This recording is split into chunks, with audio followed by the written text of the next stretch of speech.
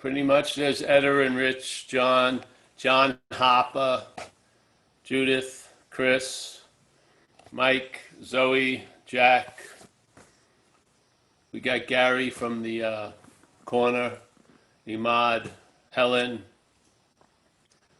Al in Seattle. Oh, Seattle, yes. There they are.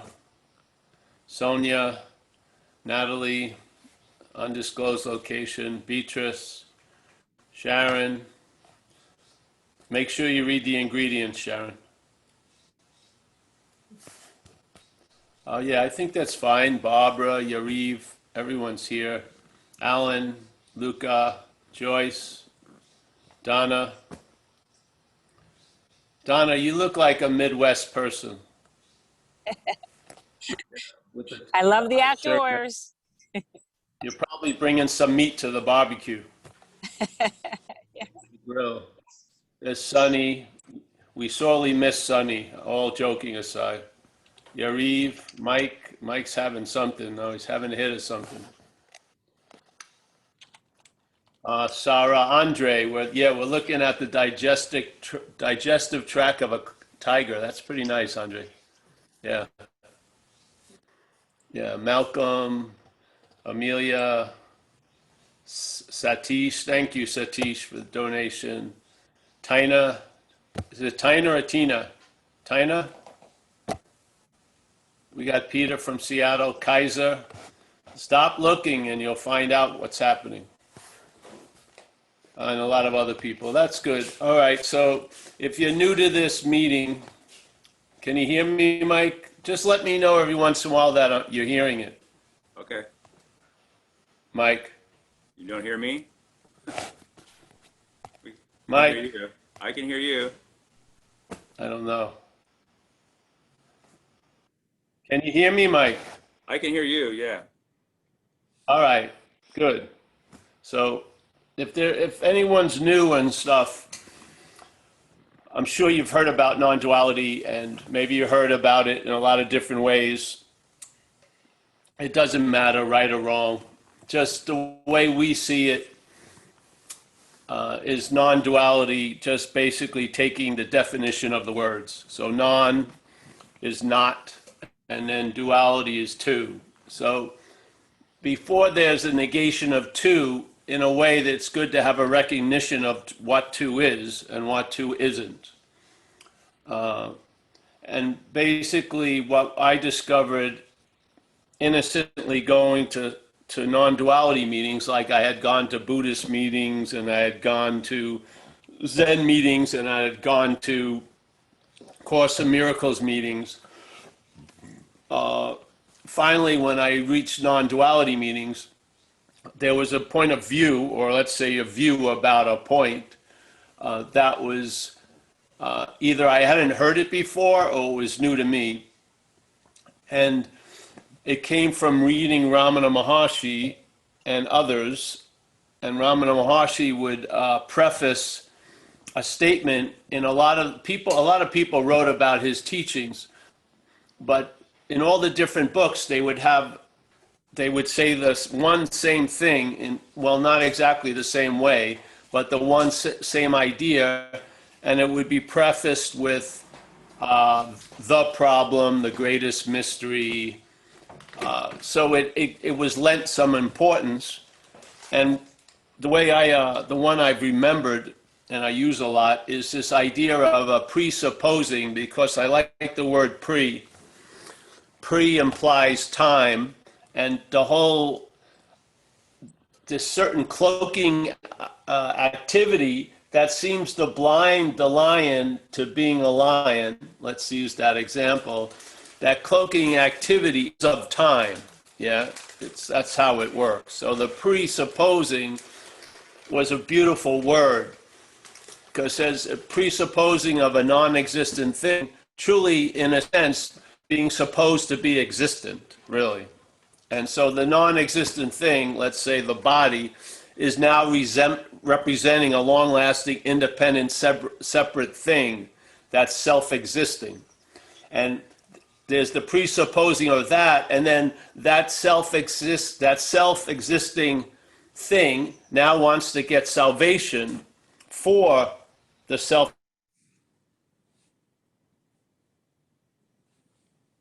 Yes.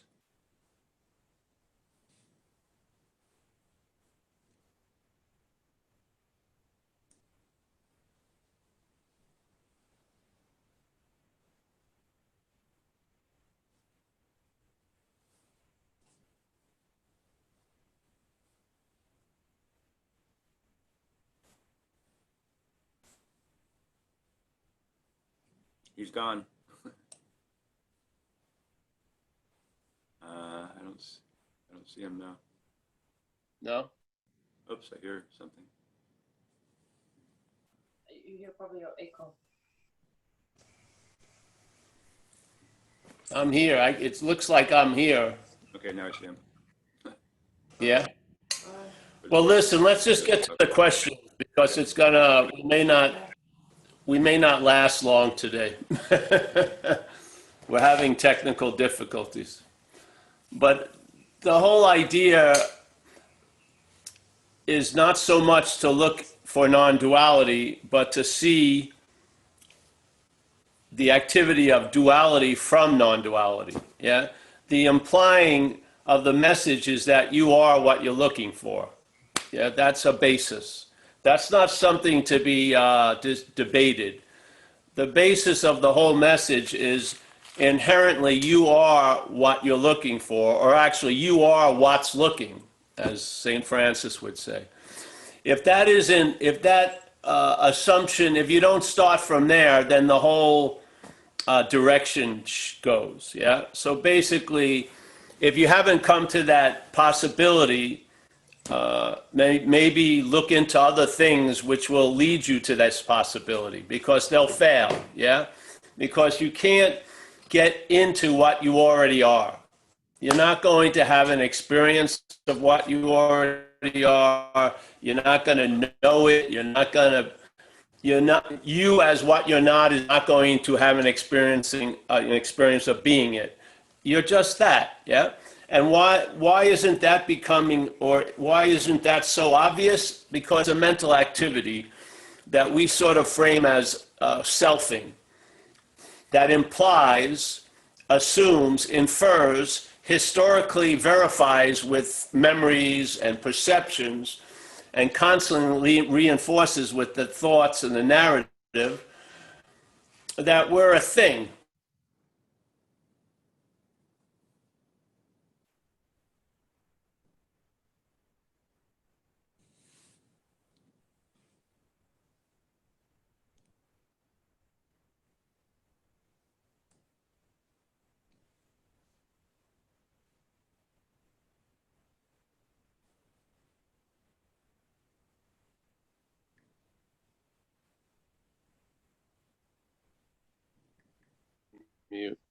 Mike, Oh, now I hear you.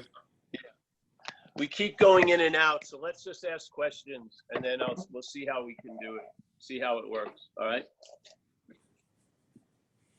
Anybody want to But try to ask a somehow we question? got, yeah. Make it fast.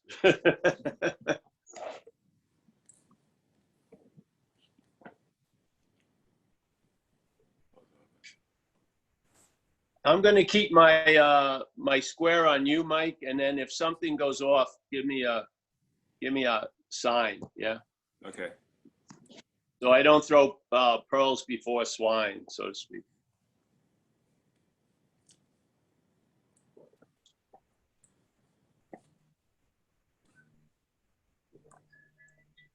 Are the kids there? Is that why you can't try the Ethernet No. cord? No, No, the kids are here, they're aren't here, but no, the Ethernet, we tried it, it didn't work for Amelia.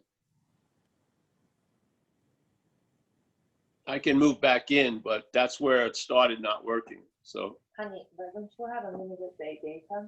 that has nothing to do with it. No, of course not. How do people connect from when they are not connecting to the Wi-Fi, to Zoom? Maybe I can use my phone. No, maybe you can shut off the internet, turn it off and connect with no internet. No, I mean with your phone. Well, where's my phone? I I don't know where it is. It's in the, I think we're gonna try the phone. Yeah, Okay, yeah, somebody Then said try hotspotting the phone, but, oh, using the phone as a Yeah. hotspot. yeah, we're gonna use the phone. So hold on. She just went out, Okay. she went to get the phone. Do you get it?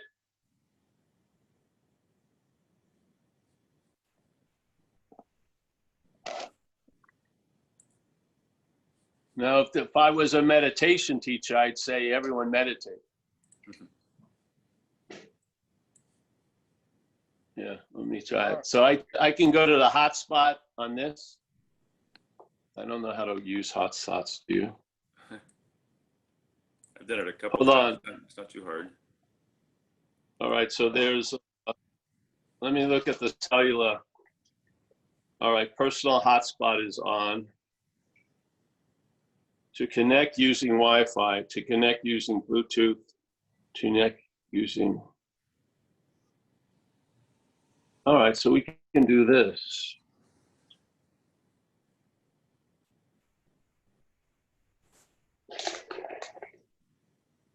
Honey, you need to write this down for a second. All right, we're gonna try to do this. So how about connect using Bluetooth?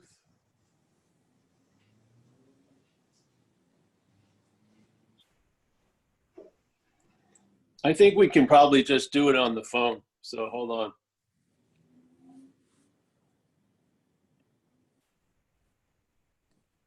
Let me get Zoom, Mike. Mike, can I say something so I can hear you? Hi, testing, 1, 2, 3. Give me the password. Give me the password for the meeting. There is none.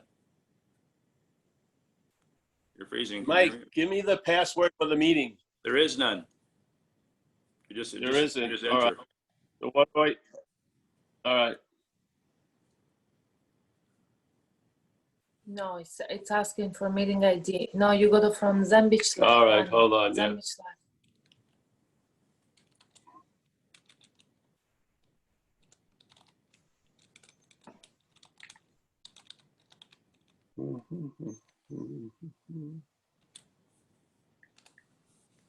All right. Let me get it on this way.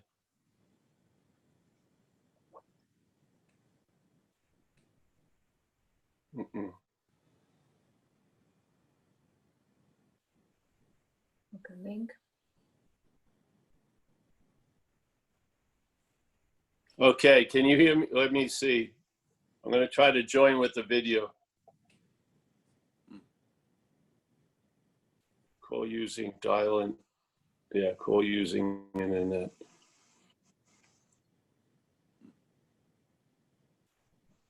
All right. I think. So turn this off. Yeah.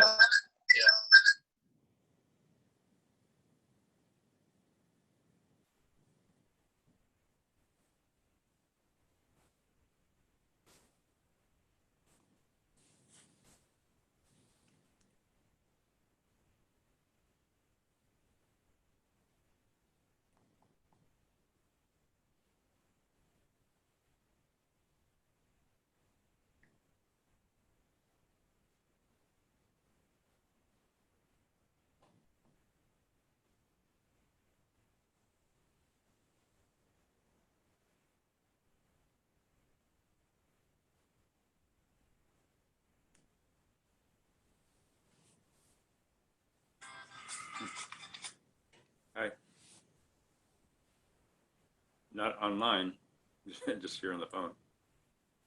I don't.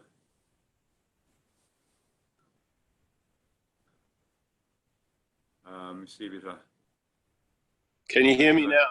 Oops, there you go. Okay, bye. Yeah, he said yes. Okay. All right. So yeah, let's start to try to do some Put questions. in like honey. Maybe. You all set? All settled? Can you hear?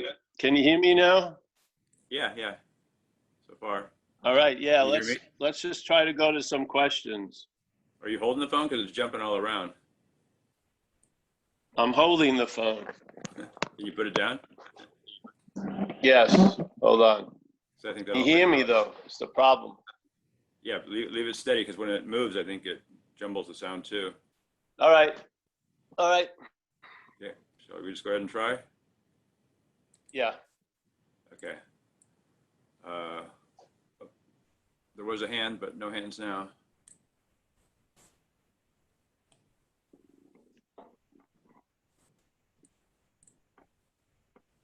Okay.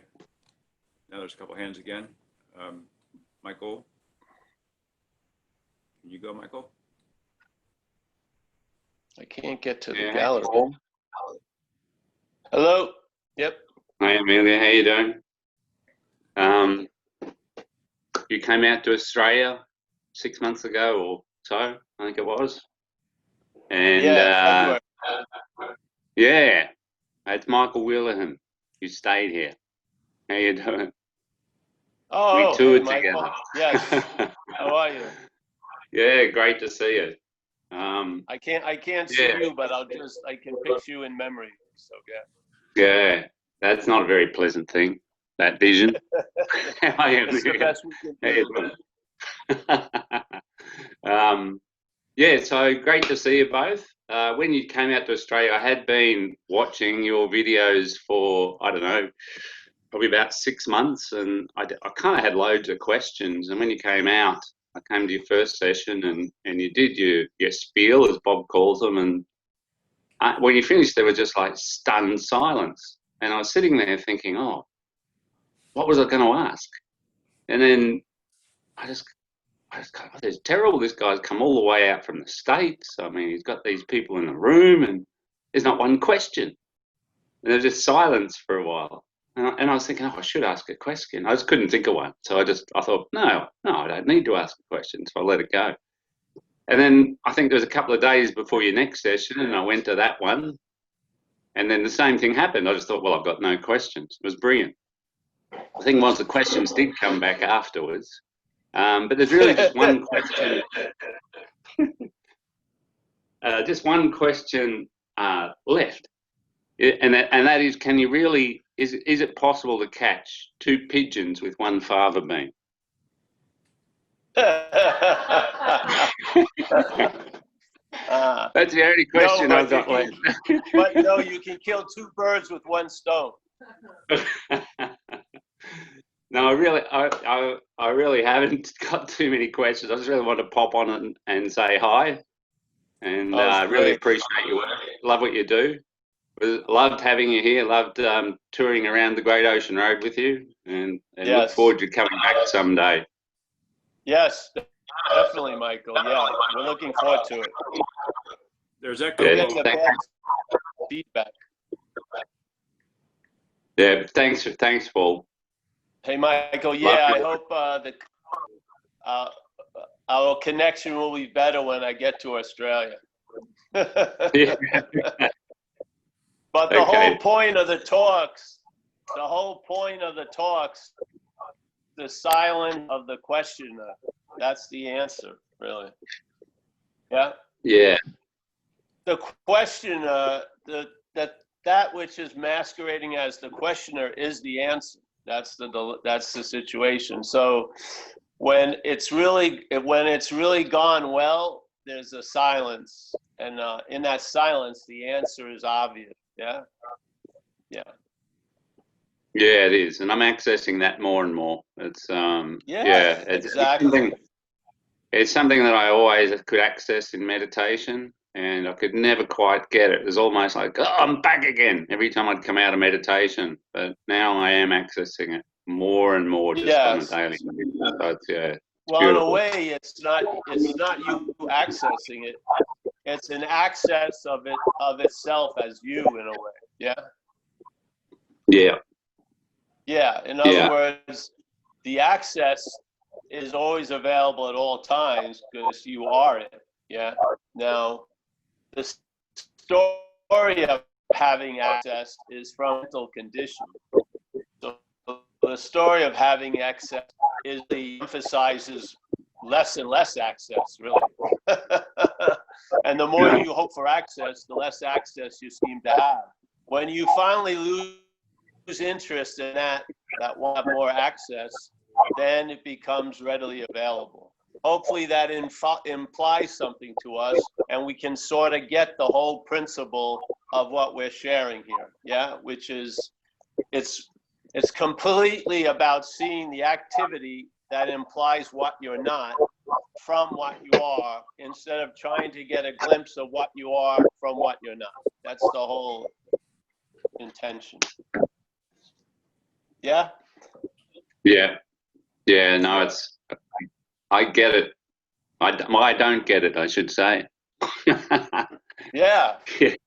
That's the best point right there. And it should Yes. follow with, I don't get it, and I'll never get it. Yeah. And that's okay. Well, that's completely okay. Yeah. Yeah. It's not our pay grade to get it. Yeah. We'd have to be something else. The Yes. unfortunate thing for the mental state, we are what's looking. Yeah.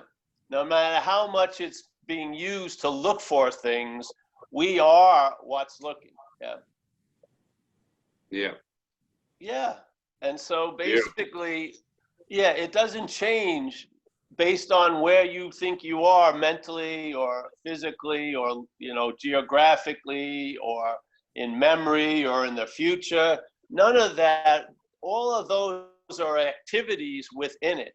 They never take anything or anyone outside of it. Yeah. And if you're never outside of it, then the desire to be in it decreases dramatically. Yes. When you realize you can never be outside of it, there's no interest in getting in it. Yeah. That's being it. Yeah. Yes. Beautiful. Thanks, Paul. That's the whole direction of the message. The whole direction of the message is there's a presupposing we're out of what we're in completely because we're being it. That presupposing of being out produces what we call seeking to get in. The seeking to get in blinds us to the fact that we were never out. Yeah. Yeah? Yeah. So it's always a negation of assumptions or supposings or implying. Yeah, it's a negation of all of those little mental activities that imply and presuppose and assume things that aren't true. And by seeing through them, you sort of, it's almost as if you got in your car and you've been looking down the road, and the only way you can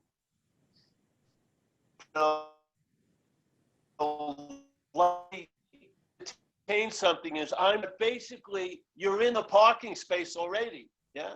You're in the parking space already looking to find the parking space. Yeah. That's what you're already, see, in a weird way, we backed in so long ago, we can't drive to it. Yeah, we are that. And so,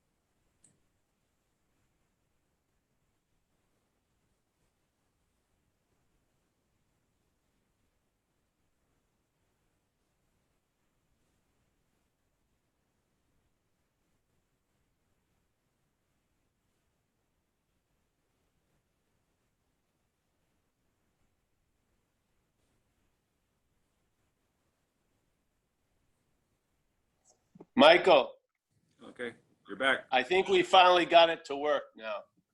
Mike, I turn off the Wi-Fi of the phone, so it's just using the data. Oh, Yeah. I have unlimited data, so it's all Now right. it should work.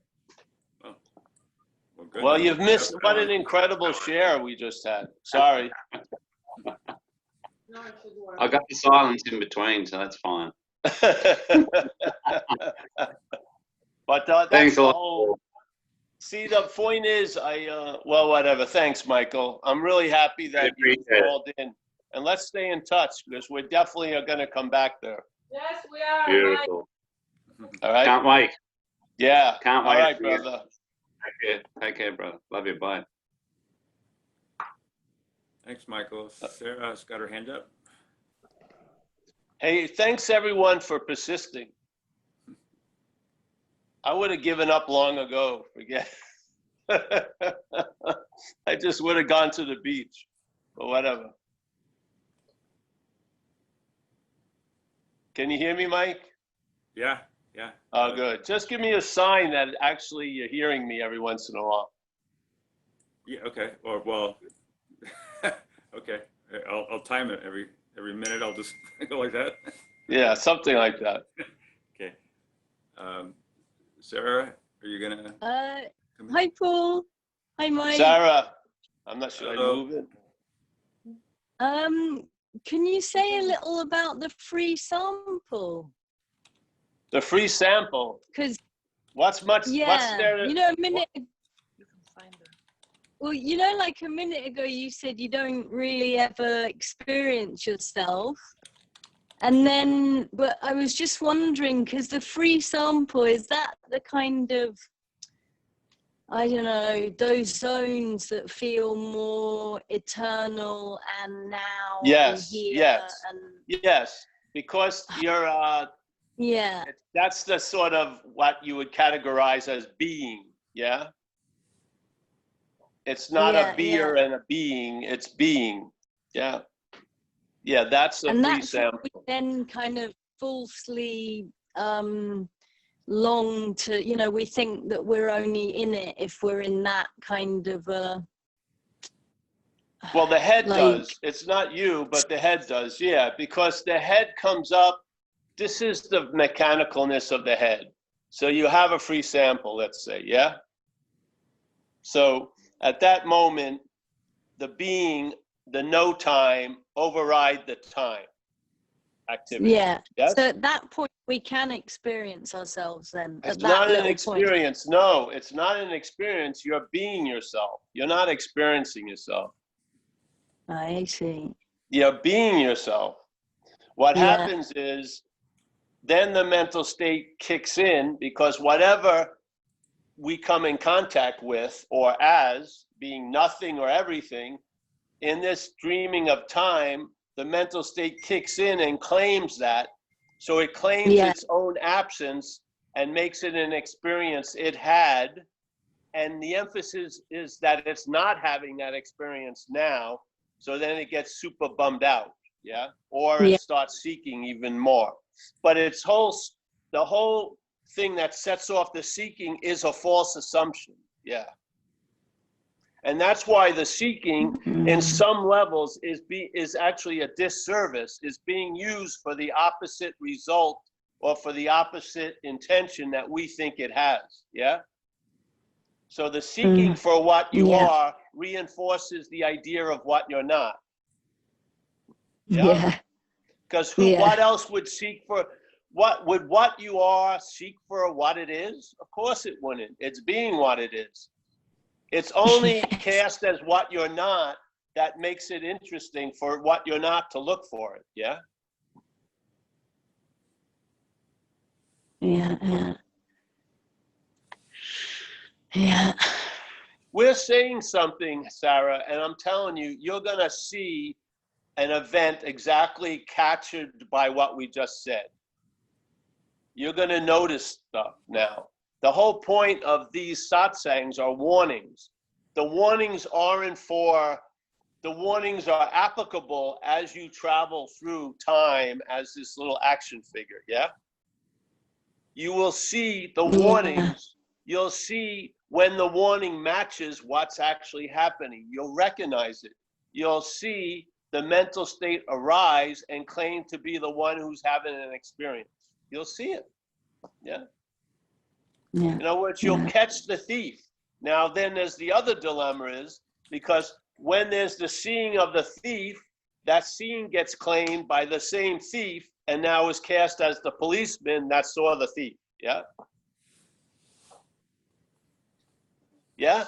See, people believe there's going to be a point where the mechanical claiming stops. It doesn't. Yeah. You just see through it. If you're waiting for the mechanical claiming to stop, you're going to be very. Getting my head right.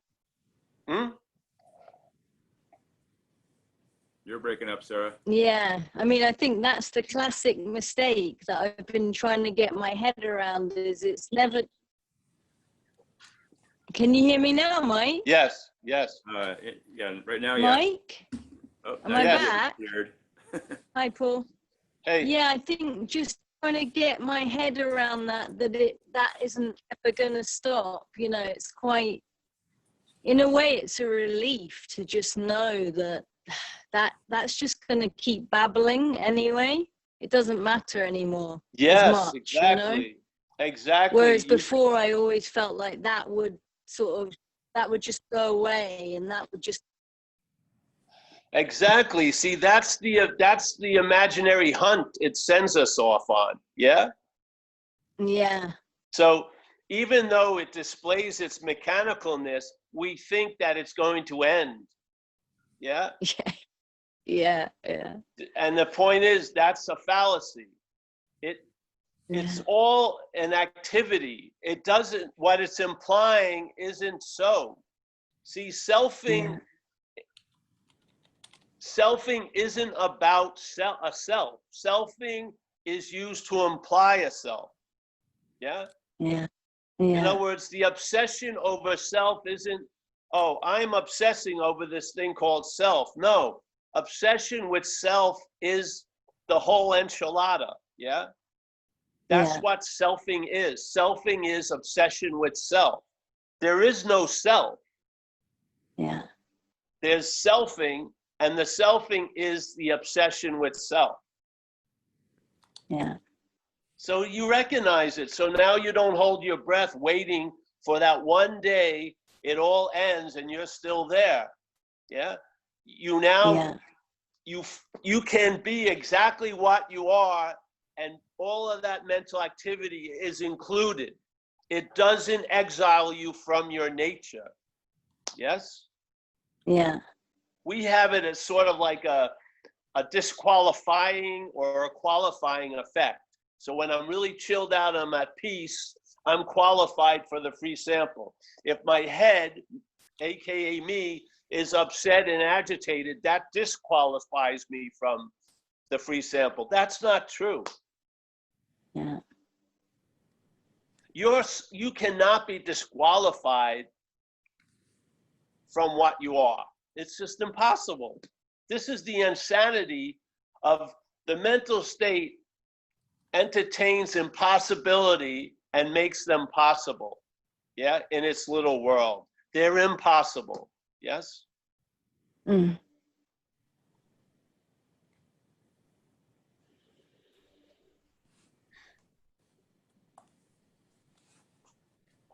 And if you don't feel that, do whatever you're doing. It's going to lead you to this point anyway. Yeah? What can a failed system show us? It's failed. Yeah? So rely away, search away, try to have a peak experience and see how long you can extend it. Yeah? Yeah. Every epiphany seems to end with the claiming of the mental state stating, I'm having an epiphany. Yeah? Didn't you believe that epiphanies would have killed the fucker? I thought so. Yeah, totally. I thought exactly. I thought as soon as I started having visions in meditation, I was closer to the extinguishment of that activity. And I was gonna be free from it. I did. And then when that didn't work, I figured if I shot cocaine, even to be honest, Paul, even looking at you now, I still have, I still think, oh yeah, but really it's dropped away with him. You know, that's how ingrained it is. Exactly. That's Because how utterly ingrained it is, that when I see you, I think, yeah, but you know, of course, for Paul, it's pretty much dropped away. this is the thing. But it lightens off, you say. It lightens off. Oh, totally. Because the whole point of it, it doesn't shed its own light. It's the light that Yeah. it seems to have is attracted. It's reflected. Yeah.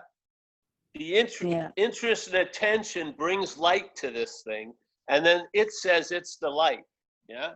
When you lose interest and attention in it, that's the freedom from it. Yeah. Yeah. And you can't lose interest and attention in it. That would be interest and attention. These are the warnings. Like an old Zen thing called Faith Mind. They gave a beautiful warning. It says you can't use activity to produce stillness. That would be activity. Yeah, this is the dilemma. It wasn't like only on Tuesdays in 1208 that was applicable. It's a mental principle. Yeah. Concerning this topic of what you are, if you try to use activity to produce stillness, that will be just more activity. Yeah. Yeah. Thanks, Paul. I mean, it's, you know, it's just the reminders that are so like gold dust. Just keep getting reminded. I don't know. You know. Yeah. Thank you. You're welcome.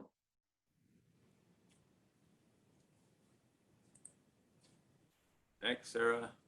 See, only in time is there a need to be reminded. What you're reminded of is no time. Yeah. But in time, we need to be reminded, but what we're being reminded of is no time. Yeah. Yeah. That's the beauty of it. So as soon as you're reminded of it, it tells you there was no need to remind anything of it. Yeah. There was no need to remember it.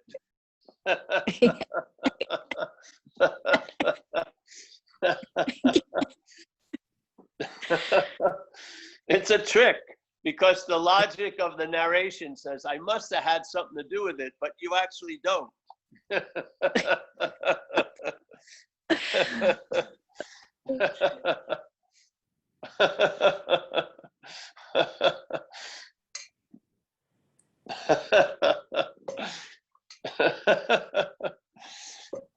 I believe if someone's had a big free sample, let's say a free sample, there had to be a part of that. There must have been a download that it's always been this way. So it's negated any other possibility that it could have been missed or lost or not here, or it basically, when you're reminded of it, it tells you there was no need to be reminded of it. That's a beautiful, beautiful message.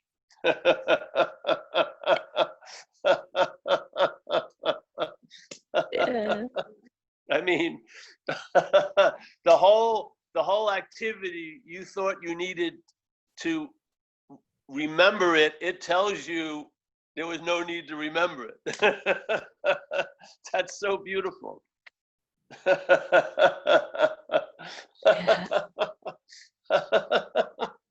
I mean, some of these, they're like mental calisthenics. Once they're seen through, they're gonna stop. You're gonna stop doing, these things. It's gonna stop. Yeah, they only have a certain amount of life in them. They can't keep going. Once your bewilderment and total hilariousness or ludicrousness of it, you know what I mean? You just you just don't think that, oh, I remembered what I am. I mean, it's insane. You never. How could, if there was truly a forgetting of what you were, you would never be able to remember it. It would be bye-bye.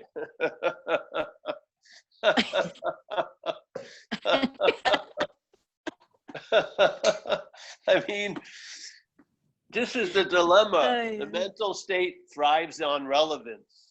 If it can't be the one that will take you to the truth, it's going to say it can block you from the truth. It's just that fucking simple. It's going to work both sides of the street. Yeah. All right.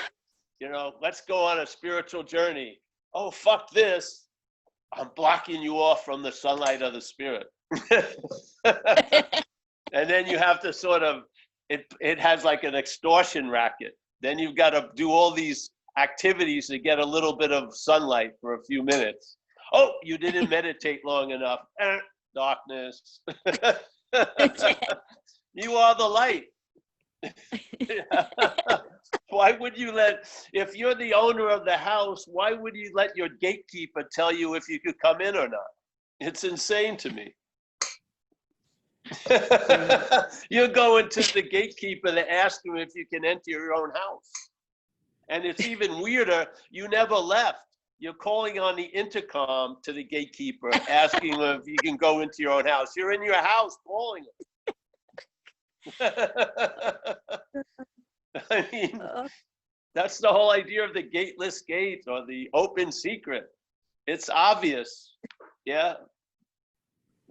It's either the most beautiful thing or the most, like, I don't know, just the most terrible thing, Well, it This matters who's hearing it. predicament, Yeah. or this, So the mental yeah, state or is this terrible. apparent, yeah, yeah, In yeah. the mental state, it's terrible news. Agony. Yeah. It's agony. See, the mental state is willing to become what you are for lifetime. It is. But it doesn't want to be what you are. No way. But it will be, if you give it a plan to become what you are, it will sign up for that. Yeah. And it will buy the right outfits and hang out with the right friends and read the right articles and the books and go to the newest, most extreme retreat or the new teacher or shit like that. You'll be on top of all that. Yeah, because the mental state has no threat. In becoming, that's where it thrives. In being, that's where it's absent. Yeah. In becoming, it's the big enchilada the whole trip. Yeah. Yeah. But being, it has no job. Yes. It's beautiful. Yeah. Yeah. Yeah. And then what happens is it begrudgingly becomes exactly what it is. The action figure is a form of expression and observation. That's really what it is. But there's more joy if it's traveling later. Is that's For sure. kind of Well, I would say contentment. I like contentment a lot for an action figure. Joy for an action figure could lead to an opposite, which would be being put in an asylum, so to speak. Contentment is sort of can be hidden in regular society pretty well. Yeah. Yeah. Yeah.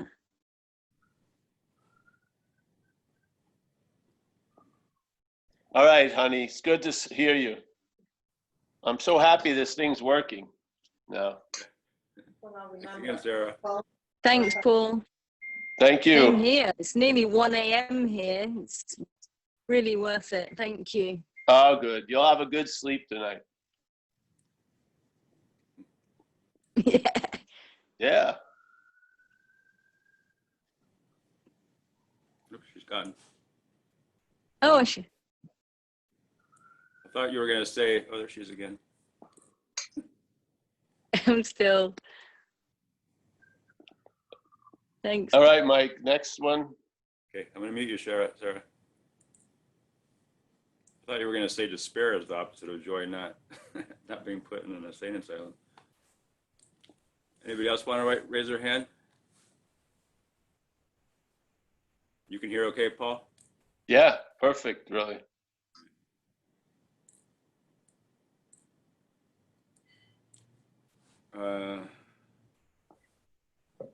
Well, to give them a little lead time, I was going to mention, like, the way that we are trying to make the online squares work, trying to make that happen, that if we're taking us as the expression as any different than trying to make an online square happen, then that's the feedback loop type thing. Like, so as opposed to just like I know I don't have to worry that I'm going to die if my square disappears, then if nothing's happening here, I don't have to worry. If nothing's happening here, like trying to make anything work, then it's like in the 12 by AA's 12 by 12 when he brings up will we become like the hole in the donut?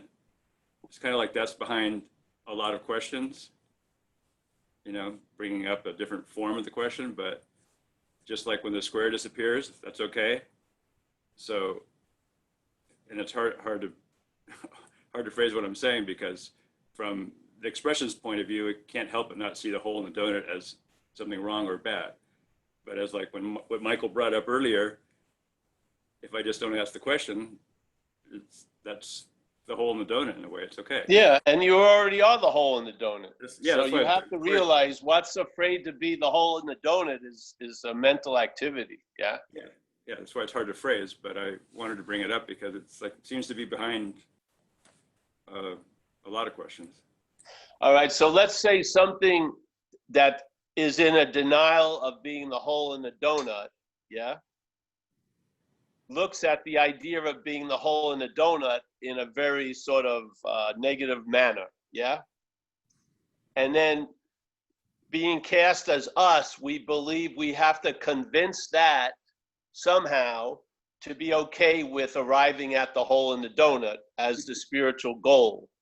But all of that is totally miscellaneous because you are the hole in the donut, yeah? We're just looking at the whole thing from the false reference. And the false reference stamps it with a fucking faulty logic, yeah?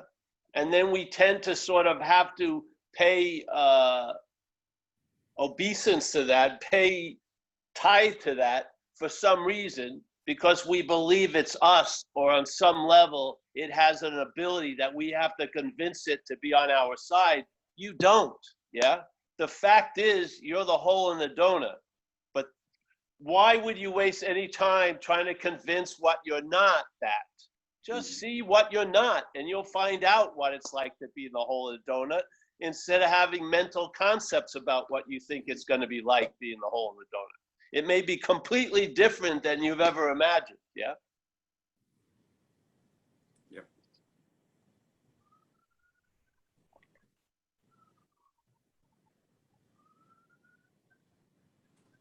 All right, anyone, Mike? Nope, still no hands. Oh, great. Is everyone left? Gary in the corner. Oh, Gary in the corner.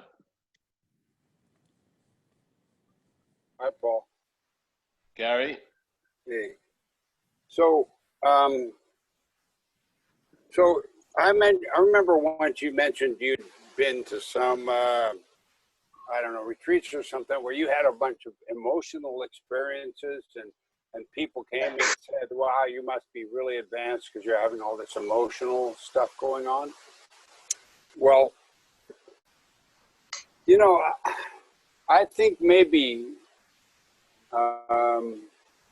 Selfing thinks that has an idea that emotion should stop once there's a realization. But that's not the case with me. I mean, I just got back from a camping trip with a bunch of people and had a bunch of, I don't know, like realizations about my own, how would you say it? I was blaming my wife, for instance, that she was being incompetent about a lot of things. Well, I got home and I talked to my sponsor and I realized he asked me, well, what do you dislike in her that you dislike in yourself? And I saw my own incompetence. And well, it's not yours, but yeah. Yeah. And that became like an emotional download or something. I was like, wow, I can see my emotional incompetence from kindergarten on in all these places in my life where I was acting as if I could handle it and I couldn't. And it really came clear. I was acting as if I had it all handled in all these places in my life. And I never had it handled. I was an incompetent in kindergarten. I was afraid to walk into the grammar school one day because I was supposed to meet my mother there. And I just saw examples of this throughout my life. And I'm thinking, well, that's not what's supposed to happen when, I get what you're talking about. But I think that's just another idea. Who knows what's supposed to happen emotionally? So I guess my question is, what's supposed to happen emotionally? Do I even know? I guess for you, exactly what happened. Yeah.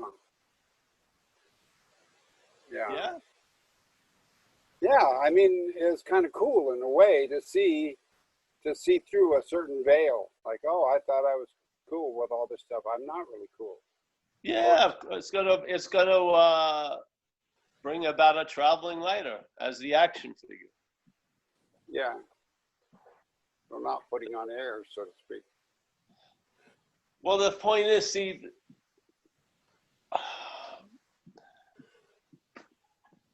can you imagine what it'd be like if your day, the premise of your day was based on acceptance rather than not? Let's put it that way. Yeah? Acceptance. So in other words, instead of holding on to the idea of I'm supposed to not have any emotions when whatever I am what I am, and then you've seen that as an insane idea, and then emotions come up and they're greeted with acceptance instead of trying to rush them off the stage very fast, yeah? Which is just a mental activity. Yeah, and then you after a while, through observation, you see your basis of your day is different than it used to be. You're not in conflict with what's coming your way. There's an acceptance of it, and then see where you're led then. But you're not meeting it with closed arms all day. You're more open to life. Yeah? Now, the quality of that is in the normal mundaneness of the day. It's not like something, it doesn't appear only on a cliff with the wind blowing your hair, everyone witnessing it. It's just traveling damn lighter, yeah? And so now, and then you could never have imagined yourself into acceptance. But now there's acceptance now. And then there's a response to that acceptance, yeah? Which is, you meet fucking shit, yeah? You meet life, not meatloaf, but meet life, yeah? You meet it first, and maybe you want to move away from it, maybe you want to get close to it, but everything is met now, yeah? And you never get gypped, you're here. It's such a beautiful, because here in the action figure world, one condition, everything is like interdependent. So a lot of the conditions that we're running up against during the day is based on the primary condition, let's say, where you're starting from, or where you're seeing things from. And when that condition shifts, the way you see everything else that comes after it changes. Yeah, this is like getting established in traveling lighter as the action figure. It's not the primary point. I mean, you're just seeing what you are. Hopefully you're seeing what you're not from what you are. But the benefit, the side benefit of that is traveling lighter as what you're not. Yeah. And then the humility that comes over what you're not, because it couldn't produce the traveling lighter, no matter how hard it tried. And it didn't see its role in the heaviness. It just couldn't see. It thought people were doing it outside circumstances, but it came to a conclusion that I have a lot to do with the heaviness of this life. So now there's been a loss of interest in that intention to get everything the way I want, to have this and that. And in that backing off, the action figure itself travels lighter. so it gets its wish without being the one that forced the wish. Yeah? So this is what you start seeing. Wow, the emotions had the opportunity to arise, and I get to see the genesis of this sense of incompetence. Fucking far out. Were you looking for that? No. But it showed up because you are open and there's acceptance. And so shit arises and it gets reconfigured, and that goes about to the point of traveling lighter. But traveling light is not the fucking primary point. The primary point is just seeing what's going on. Yeah? Let's say like having the horse before the cart. And yet all of these effects occur just from that correction. And that correction doesn't even need to be made. It never happened. Yeah? The cart has never been before the horse. The noun was never before the verbs. Never. The noun wasn't doing the verbs. The verbs have always been all there is that's been happening. Yeah? There's been verbing. So basically, the noun or the horse or the cart and the noun that says it was before the horse, that was never the case. That's the joy. The joy of finally finding a correction that didn't need to be corrected. It's beautiful. Yeah? Let the horse run. And so what happens? You start living. Are you in constant joy? No. But all the shit that comes up comes to go. And yet your basis doesn't come and doesn't go. Finally. Yeah? Can you imagine going out all day in volatility and agitation and then going back to volatility and agitation? Where would there be rest? Yeah?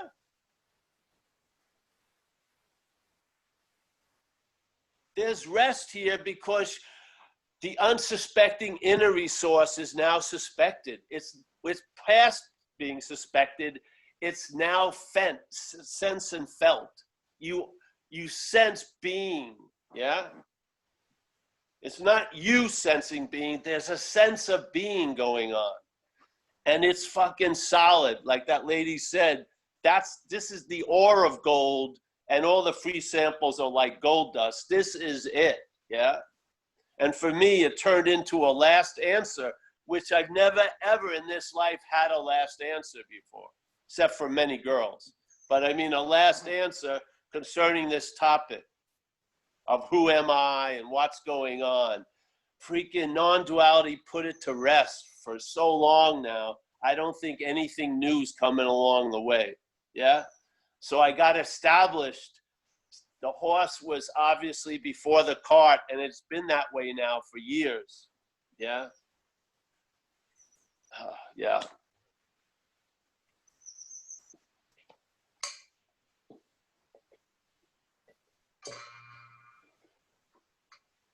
All right? I see Z. I got an answer, and another question pops up, but you know, it's just another question. Yes, thank God, yeah. Just stay in the answer. Why does an answer, sometimes an answer compels another question. The answer is the answer. Just rest there, yeah? Yeah, thank you.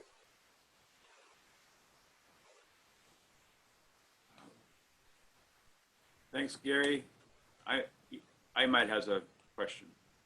Imad. Hi, Paul. How you doing? Good. So last time I forgot the name of the participant. He said like his wife left him, and you said something really nice. You said, stay on the operating table and don't play a doctor. You're in good hands. And I thought that was really nice. And that which led me now to the question about decisions. Like sometimes there's clarity and sometimes there's no clarity at all. And then the mental process intervenes and just makes it more confusing. And so when there's no clarity, is it fair to say, just sit tight and then. Yeah, if you can, or trust someone who seems clear and listen and let them give you their advice. We have a statement in recovery. Thank God we're not all insane at the same time. Yeah.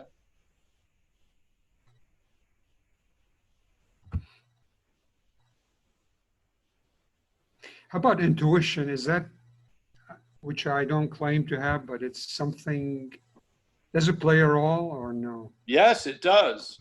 Yeah. Honor it when it appears, and you'll see it more often.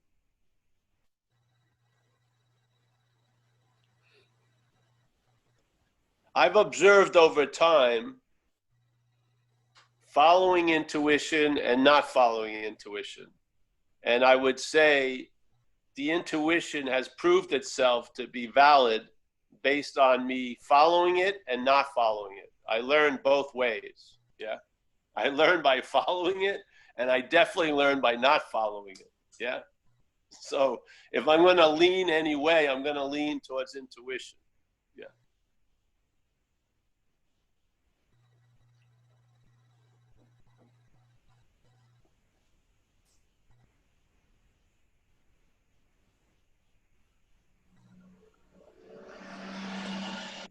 So listen, let me say something. All right. Can you hear me, Mike? Imad? Yes. Oh, we can. All right. So this is the beauty of the statement, what can a failed system show you? It's failed. Yeah. So is it really a failed system? If it shows you it's failed, it's been successful. This is the beauty. We are the overriding factor. What we are is the overriding factor.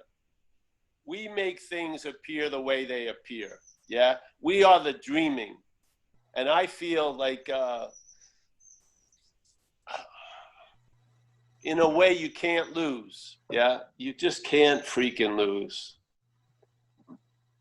Yeah. I mean, if you took a survey of the 100 people that knew me when I was out there, none of them would have thought I would be alive by this day. Yeah.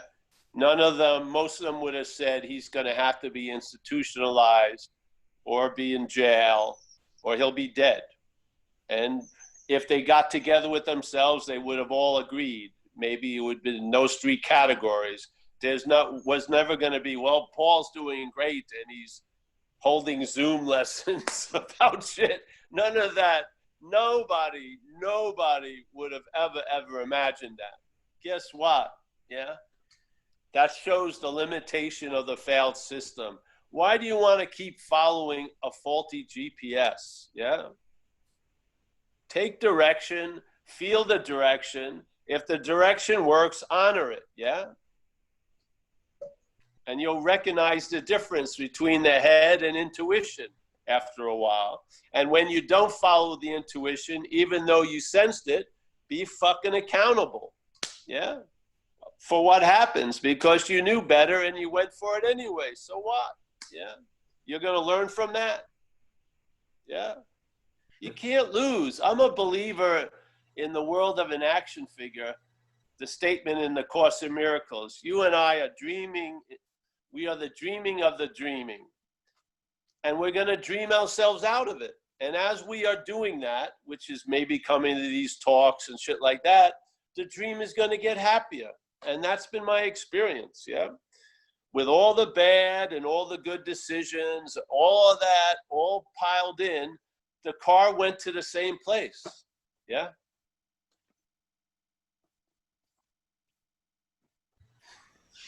They all arrived at the same place. I don't think anything slowed up any fucking process. I really don't. I think everything that happens is part of the process, yeah? So my idea of if something was supposed to happen is if it did. If it did, then it was supposed to happen. If it didn't, then it wasn't supposed to happen. End of the story. Move on. Yeah.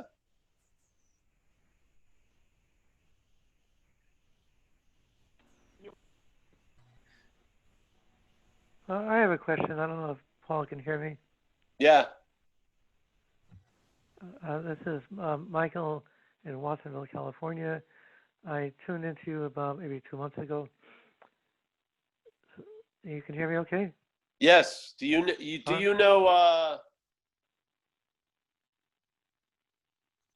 do you know a friend of mine? Leif? Leif, yeah. That's Yeah, I right. remember you, Michael. Very good. Nice to hear you today. So, you mentioned Ramesh a moment ago. No, Ramesh Ramana. said, Ramana, not Ramesh. all right, all right. Yeah. Ramesh Balsekar said that it's all sort of, you'd say predetermined, but that people will move according to their primary orientation, and if a spiritual practice is sort of in the flow to happen, it will happen. If not, it won't. Do you see it like that, sort of fatalistic, or? No, I don't see it really anyway. If I was going to see it anyway, I liked what we read last week from Ramana, which is the sense of self-will comes from the sense of an individual. When the individual sense leaves or there's a loss of interest in that, you'll see the weakness of the idea of self-will. But basically his idea is whoever's concerned about predetermination or predestiny or self-will, who is that that's concerned about those things? That's the only real value in the topics of self-will and predetermination is to ask who is it that's concerned about it. Yeah. All right. I agree with that direction for sure. Yeah. All right. There seems to be two models of sort of the end game. One, expressed by Sri Nisargadatta Maharaj, he said, not that the old mind stuff doesn't arise, but it doesn't bind. It's transparent. A feeling will come up, but it doesn't stick. The other model is that there would not even be the possibility of an afflictive feeling arising. So how high should we hold the bar? I would go the first route. All right. Yes, because you're going to be surprised because the action figure is going to take a feeling to be existent. Yeah. It's a waste of time. If you don't see there is no action figure, it's a waste of time trying to convince the action figure that there are no feelings. Mm-hmm. It's insane. It's a waste of time in my view. That's just part of the package. It's part of the package for sure. Yeah. That makes sense.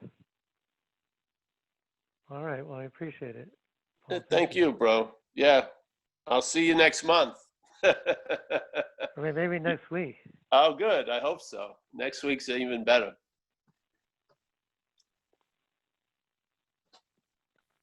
We got let's see. Yeah. Sky's up next. I'm afraid to touch anything here. Yeah. With this internet. All right, Sky. Hey, Paul. Hey, I think I just saw my friend Michael. Hey, Michael, I see you now from Australia. Good. I saw you. Hi, Sky. How are you? I'm good. Nice to see you. This has been a great meeting. Really enjoyed the conversation from Sarah and Gary, and what you were saying about just accepting what's happening. That's really helpful for me, because about maybe a third of the time I sort of tend towards depression, and it's painful, but there's things that I can do to manage it, like take a walk or ride my bike. And I guess it's kind of like being hungry and having a sandwich, And so I just wanted to say, maybe that helps somebody else. It's like that feeling of depression is unpleasant. But if I try to push it out, that just intensifies it. And I can just sort of notice it and say, okay, that doesn't feel good. And it's not going to be with me forever. It's going to dissipate at some point. That's it. No question. Comment Yeah. like that. Now another way, like, so there's the depression or the sense of contraction, whatever you want to call it. Now, Ramana would say, let's ask, who is it that has the depression? Yes? So Okay. his focus was, whatever is brought up, let's use it to reflect who or who isn't there. Yeah? Okay. That's a value it has. So it's almost like a two-sided mirror. Usually when we make a statement like this, let's say, I'm worried about next week. Yeah? So next week is here, and then the reflection is all on the next week based on this reflection as being real and solid, yeah? So Paul doesn't get looked at, but next week does. And let's say therapy. So you pay someone to listen to you about your concerns for next week for an hour, let's say, yeah? So basically, all the emphasis on next week in a weird way is being used to reinforce this reflection as being a solid, long-lasting, independent thing, yeah? Yep. So Ramana would say, let's stop here. So when the next week is spoken about, yeah? Let's ask, who is this? Use the next week or the depression or the free sample, whatever was talked about today. Instead of springing into that way, spring it this way. Just to question the reflection that's being assumed to be a real solid thing. Yeah? Okay. Yep. That's, yeah. It's not, you don't have to do who am I or not, or you can, whatever. But what happens after a while, you get familiar. In other words, the mental cow, yeah, we've switched the trough, and now there's a new trail starting to happen. So whatever's going on, like next week, worrying and stuff, it goes back instead of front. And when you move, when the interest and attention goes through the reflection, you know, of Paul, instead of stopping there and thinking, oh, this is real and solid, actually goes through it, then suddenly there is a lightness concerning what you were worried about next week. Yeah? Right. Right. And by the relief, you know what the problem was. It isn't next week. It's the meaning that next week has to Paul or the sky, or depression has to Paul or the sky. Yeah? So now the interest and attention hasn't stopped at the reflective thing, because there isn't a thing there. It's just a reflection. It went through there and it went into, let's say, space. And there, that's where the lightness gets distributed to the next week, not by Sky or Paul, but from that space. The space lends itself, and then there's space around next week, yeah? Yeah. And then there's a freaking traveling lighter. This isn't a random event, it's a principle. Yeah. So when the interest and attention, instead of, oh yeah, worried about next week, oh, I'm gonna be really fucked 2023, you know, instead of it going in that direction, you just break a habit, that's all. It becomes habitual where it goes this way, and it doesn't stop at the happy face that we're painted or the sour face. It goes through the reflection into light, so to speak. And then the light comes into the next week, you know, the topic, and brings lightness to it. Yeah? That's what's going on for the action figure. The action figure now observes and is an expression of lightness now instead of an expression of heaviness. Yeah? And when it's an expression of heaviness, its observation is biased. It's to reinforce the heaviness, the story.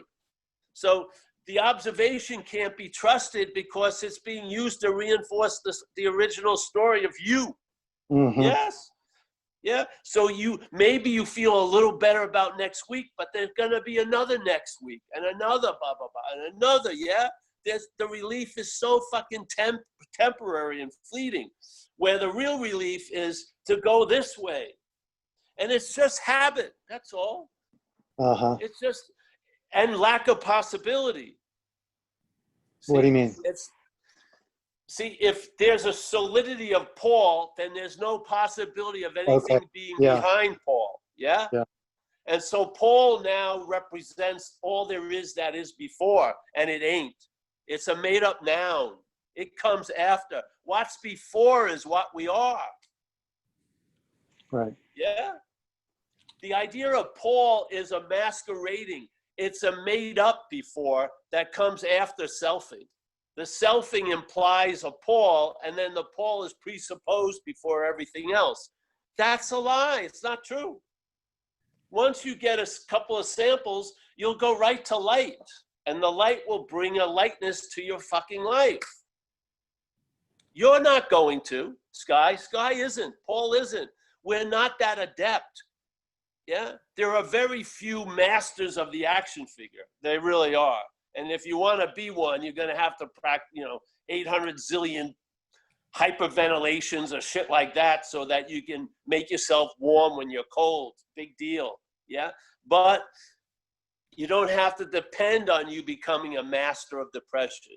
You bring it to the light. And then the light brings light to the depression. So you at least travel lighter through it. Yeah, which you're doing. Sometimes that's the best that's on offer. Yeah, this isn't about get out of free jail card. It's about if you have any time in jail, you'll travel lighter through it. That's fucking really what's going on. Yeah, all determined by the fleetingness of a life of 90 years. Hopefully that gives you a sense of, this too shall pass because it's finite. Yeah. Yeah. But the point is, we're constantly bringing the heaviness when we're trying to make other things lighter. It's crazy to me. It's insane. Yeah? Yeah. Yeah. So the who am I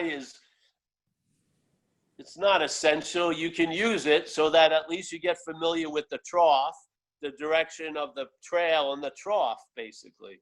After a while, it goes right to the trough, to the light. You don't need a trail. Yeah? Is it asking, where is this I? You can do whatever you want. Basically, it's just negating, it's using the reflection to ask the reflection. Who am I, or from whence do I come? And anything that seems to have come comes from the same source. So you can follow, every little mouse has a string attached to it. If you follow it, it brings you back to the same hole, which would be the truth or whatever. In Ramana's view, in Hinduism, itself is a big capital and means everything. We're using it more as a small s, the long-lasting, independent, separate entity. But everything brings you back to the source. So just follow it this way. If you follow this trail, there's just more of you. Yeah. Right. If you follow this trail, there's less of you. Yeah, really. Okay. And you realize, hopefully, we've realized more of me doesn't necessarily mean good. It usually means worse. Yeah. If I'm more interested in my life, it gets worse than when I'm less interested in my life. I mean, you wouldn't think that's the case, but it's true. So, yeah. And I can't fake myself into losing interest in that which is interested. Yeah. So, yeah. I've seen it, I've seen it, the activities. I've seen them almost like highlighted in like a yellow highlighter. I've seen it. I didn't have to see zillions of them. I saw enough to see a pattern. Yeah. And in recognizing the pattern, you're never surprised by the little particulars because they're the same. They're dictated by a simple pattern of claiming, of replacing what you are with what you're not, starting from there and only looking ahead. When you look back, it's still you're just hitting the reflection. You're never going through it. Yeah. So basically, it's called a loop of self-importance. Yeah. It's like a breathing cycle with no inhale. It's just exhale, exhale, exhale. Yeah. There's no completion. Yeah. When the interested attention doesn't stop here, but goes through, it brings back lightness. That's the fucking way it goes. Yeah. If it stops here, it becomes a distributor of heaviness, so to speak. Yeah. Right. Everything gets a huge amount of meaning, and you get paralyzed in a certain way. Yeah. Like with people talking about decisions, you're paralyzed because it's been made into being so important to you. So I don't want to blow it, which means you're really going to blow it probably. In AA, we have a solution to that. It says, yeah, you're going to lose interest in yourself and in your little plans and designs. Because when you're interested in self, all your plans and designs are very big. You see it? Yeah. There you go, bro. And so you've learned skillful means to deal with a situation. I have this similar thing with the leg. I have one leg that got really damaged by this getting run over. Right. And I probably had a fetish around shoes, and I had to get over that addiction because I can never wear a regular shoe on one side. I got to put like a Frankenstein insole in there, and I have bought so many shoes that had to be thrown out 2 days later because they're uncomfortable.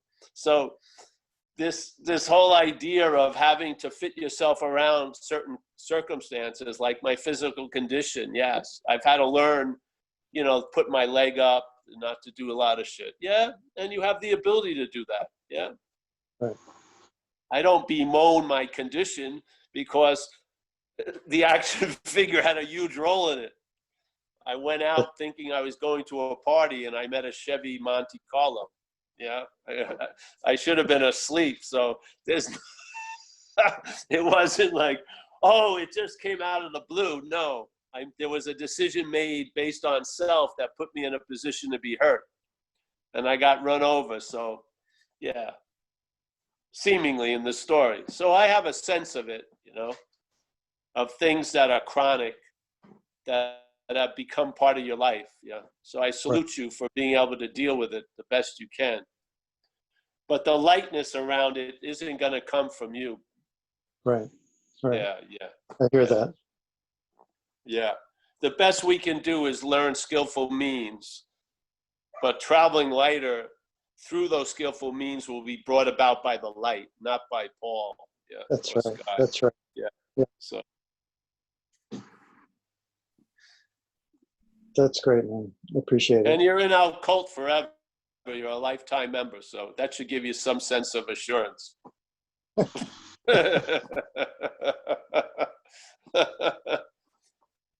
You like my shirt?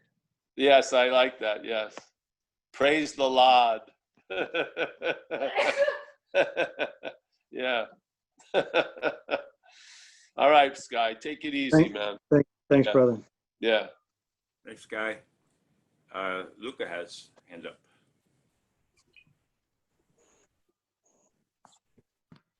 Hey, Luca. Hi. Hello? Hey, how are you? Hey, Luca. Good. You? Yeah, fine, thank you. I hope my internet connection is stable enough. It's been playing up a little bit. It's a lot better than mine was, anyway. Okay, okay. Paul, I wanted to ask you about like how something went for you. Something that you addressed a few times. I've heard you talk about when Ramana was asked about like talking about non-duality, and he said like the problem will be compassion. That topic.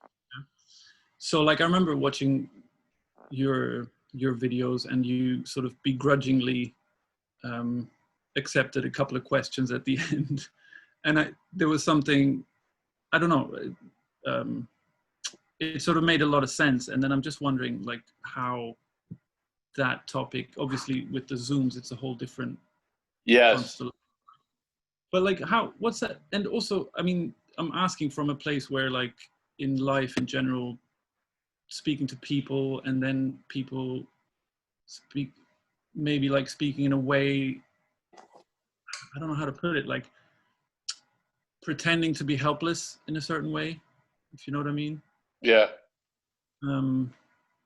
Yeah, that compassion aspect. I've never really liked that word a lot. It feels like if I'm compassionate, then then there's something like noble about it. You know what I mean? Whereas, yeah, it's just like, I just wondered how that is for you. Yeah. Well, compassion is really based on the setting. Yeah. So before Zoom, BZ, I had a platform in recovery where it was appropriate to be helpful. Yeah. And in non-duality, I saw it as not appropriate to be helpful, because you really want to leave people with their own devices so that they see they're not their own devices. Yeah. And so, so in a weird way, compassion, or whatever, I don't call it compassion, let's say trying to be of help, let's say, felt totally right on in recovery, but not in non-duality. Yeah. And I had those two platforms. It was great. Now they've sort of blended in with Zoom. And, you know, you just got to get off any old idea you ever had. So for years, I would always promote not having questions. And now I'm doing the exact opposite. Okay, yeah. That's just how life goes. Yeah. Thank God it wasn't me that didn't want any questions, and thank God it isn't me that's letting a lot of questions. Yeah. Yeah. You know, I remember something like 20, 30 years ago, I had a Tai Chi teacher, and he told me something once. Like he would never talk a lot, and I asked him some question. He was like, yeah, well, we all send each other in the wrong direction all the time. And I didn't really get what that meant then. And in the meantime, I kind of do, and it's, you know, like helping when it's not appropriate kind of thing, or you think you're going to help. Yeah. Okay. Interesting. Well, that's one of the things, you get a flavor of it after a while. So like in recovery, it didn't take long for me to see that trying to keep someone from their bottom was a disservice. Yeah. In other words, the best teacher that was afforded to them was life itself. So they were going to get their ass kicked so thoroughly, then they hopefully would get to the point of being sick and tired of being sick and tired. Yeah. So I see the appropriateness of certain things at certain times, and they switch around. Yeah. Mm-hmm. Yeah, they switch around. So you get more fluid with it over time, because you just observe, like my feeling, what's speaking through Paul is a maestro. Yeah. Yeah. It's far-sighted. It knows exactly what's going on. It knows what it wants to do. And I'm not privy to a lot of its fucking machinations. Yeah. I just show up here, try to get the Wi-Fi going, sit, and then, you know, I'm used for whatever, however long, and then it's over. And then Paul gets something to eat and goes off doing something. You know what I mean? So, but over the years, a lot of the attitudes and outlooks Paul had in recovery and non-duality in recovery, they've changed a lot. In non-duality, they've been pretty solid. And the story about Ramana was a simple one. I want to say it for the people who may not have heard it. And I don't even know if it's true or not. So I had heard about it. And so a lot of people that knew him for a long time were sitting around talking to each other, and they were talking about, do you think that we all qualify to teach? And so he walked in, so they asked him, and he said, yeah, you're all qualified to teach, but I wouldn't recommend it. And then they were put back a little bit, and they asked him, well, why? And he says, well, compassion. And then they were still confused, so he explained. He says, well, you'll be sitting in front of a group, and you'll feel compassion for the people, and you'll dilute the message. Yeah. So in other words, you'll attempt to fit the message to the person instead of just fucking, dunking the person in the message. Yeah. And I've run into this in recovery because a weird set of events brought me in touch with a headhunter, a guy who had listened to the talks, who wanted me to be a program director of a very high-end rehab in Chiang Mai, Thailand. And I said, well, I don't want to direct anybody or anything, but I'll talk to him about it. So the owners called me and they were talking. I said, listen, you got to emphasize service. Yeah. And they said, okay, so what do you mean? Should we tailor specific service to specific clients? I said, no, fucking put the clients in the service. Take them to the fucking soup kitchen, in Thailand. Yes. Don't fit the fucking service to fit the person. Put the person in the principle, in the process. Yeah. And this is the type of attitude. So this stuff you just learn over time. Yeah. But I also learned in non-duality, when I used to first go to non-duality talks, some of the people that gave them would do a talk, a share. Yeah. For like 30 minutes, 20 minutes. Then they'd open up the questions. And I could tell every time they open up the questions, the energy in the room would change. Yeah. And then if the first questioner broached like relationship concerns and it wasn't snubbed there, every fucking person else started talking about relationships. So the horse was out of the barn and they couldn't put it back in the barn. To me, that isn't non-duality. That's not non-duality. That's therapy in a weird way. Yeah. So how could one, and sometimes the questions would be great, but on average, it was the other way. Yeah. To me. So basically, when I was put in this position, I figured I want to limit questions as much as possible. Yeah, I do. So we joked about it, but there was a sincerity there. Because I didn't want to fucking chases the horses to try to get them back in the barn. Yeah. Just sort of, here you go. But Zoom's a different beast. Yeah. If I just looked at the squares, I probably wouldn't get that inspired. So I am now. But at first, it was sort of like, what the fuck? So I needed a question to prime the pump, so to speak. Yeah. So that's been my experience of it. Yeah. Okay. Thank you for sharing. Yeah.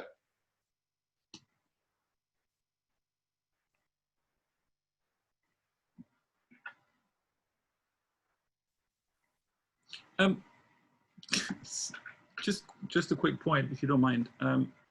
The other thing I remember thinking in conjunction to that, what you talk about, like holding the space, right? So that comes into it, right? In the sense that if someone's asking a question and you're kind of getting a sense for how you might help or not, like, I'm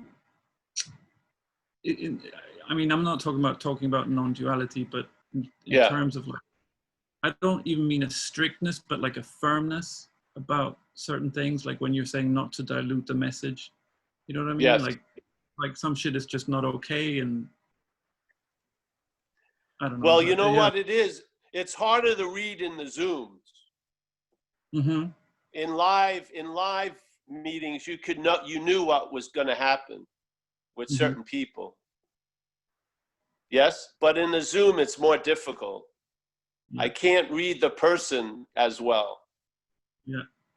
It's not me reading. There would be an instant reading of like, oh, this is going to be trouble. Yeah. So basically, let's starve this person. Yeah. But Zoom is more difficult. I don't pick it up until I recognize it after the fact, like it's happened once here, or people tell me, oh, that person's been at 40 different people. And then the next time they ask, I cut it off or I take it back to this way, quicker. Mm-hmm. But I can't read much in the squares right away. Okay. Now I can from people being here, but not when at a live meeting, you can tell at a live meeting. You've never met the people, but you can tell something. I don't have that same, that's not happening with the Zooms. Mm-hmm. And what do you mean when you talk about holding the space for someone? What do you like? Holding the space is just, that's what we are, in fact. We're space, yeah? We're not a thing in space, we are space. So a lot of times to hold the space, you allow the person to be everything it isn't, and then there's a clarity shows up, yeah?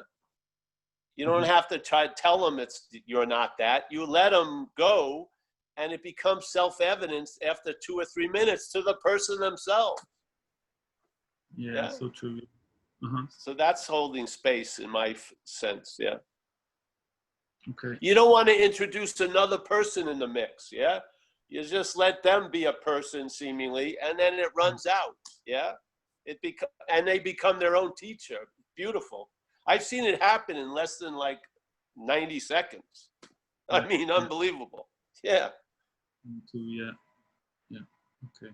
See, this idea, see how selfing thrives is you stopping or trying to stunt its growth. If you really allow it to be all it is, it shows you it ain't, yeah? But see, everyone's hedging a bet all the time. They want to keep it, oh, I couldn't reveal this or whatever, yes? That's how its shadow gets bigger and bigger.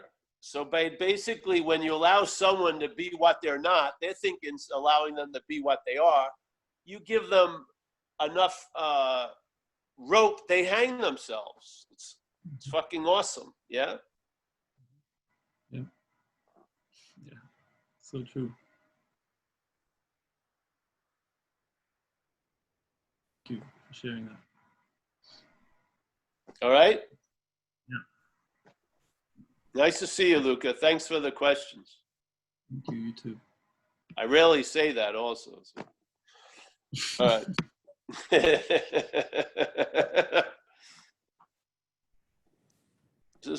We're having a marathon today. All right. There's my friend Z. Nice to see you, Z. And Fritz. Two of my favorite people right on top of each other. All right, Mike. Anyone else? No. No? All right. So I love Andre with the tiger and the digestive tract of the tiger. I'm going to have to get one of those, and then I'm going to place everyone square in the location I think they're at. Mm. That should be fun. Water. Is it Walter from Amsterdam? Walter, right after this talk, you're going to clean up your room.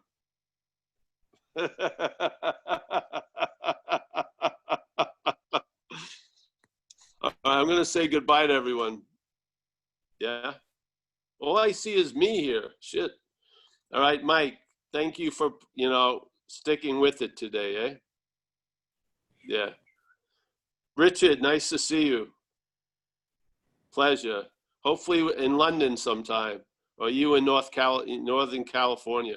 Judith, as always, the Rock of Hawaii. You're the 6th island in the Hawaii island chain. Woo-hoo. We got Jack G. He's down for the count. He's taking it laying down. That's good, Jack. We got Zoe. Nice to see you again, Zoe. You're back against the wall, MF. Woohoo! Mike. Nice to see you, Mike. Gary, fantastic. You've learned how to live in the corner, Gary. That's a very spacious place. We got Natalie. Nice to see you, Natalie. Yeah. I can feel you from here, Natalie. That's good. Sonia. Nice to see you, Sonia. We got Peter L. from lovely Seattle. We got Sharon. Sharon, we don't want to talk about what Sharon's been doing. No. All right, Sharon. See you later. Walter in Amsterdam. Nice to see you again. Andre, we got Yariv, we got Barbara and Roman. thank you for all the support, Roman. It's keeps the lavish lifestyle going. Hey, by the way, we're going to have a new website put up very shortly. Unbelievable. You won't even recognize it from the old one. We got Alan, always good to see you. Chris Gilmore. Chris, the age of Chris asking questions was long ago. In Zoom 2001. All right, Sky. We got Michael again. Nice to see you, Michael. Oh yes, the lovely dog. Fantastic. Fritz, Randy. We got Z, my main man, Luca, Sarah, Kaiser, Mike. It's Tina, right? Tina. All right, nice to see you, Tina. Come on back. We got Mario. Mario just put out the dough. He's going to make some pizza, I think, now. Fantastic. Sue, Keith. Nice to see you, Keith. Thank you for this lovely spirit house. Yeah. We got Nancy. We got Julie, Sukai. We got Holly. Nice to see you, Holly. She's in front of her hammock. We got S&M. That'll happen later here. And everyone else, thanks for putting up with the technical difficulties. I appreciate it. And yeah, I'm just looking forward to seeing you guys again. All right, thanks. Bye-bye. Thank you, Paul. Bye. Thank you. I think Michael will keep the place open. So if you want to bitch about the Wi-Fi, bitch the mic. All right. Thank you, Paul. Thanks, See Paul. you. Thank you, Paul. Yes. Hey, Paul. Thank you, Paul. Thank you, Mike. I didn't see Johans. I missed a whole bunch of squares. Sorry. See you later. Thank you, Paul. Thank you. Thanks, Bye. Paul. Thank you. Hey, Sonny. Well, thanks a lot, Mike. Thanks a lot, Mike.